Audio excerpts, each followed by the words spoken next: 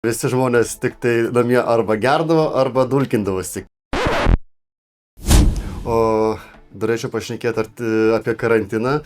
Ar tiesa, kad karantino metu visi žmonės tik tai namie arba gerdavo, arba dulkindavosi? Kaip verslas klostėsi būtent tuo sunkmečiu? Nu, gal kaip tik, kad jums nesunkmetis turėjo būti, o aukso gysla? Ojei. Ot buvo laikai.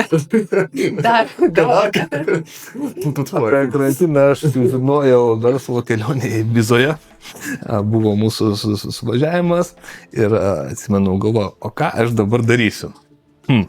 Ar aš bandau sandėlį išsivalyti ir turėti daugiau, taip sakykime, kešo, ar aš sandėlį prisipildau ir gerokai daugiau negu reikėtų, nu ir kažkas bus. Ir priėmiau sprendimą prisipildyti.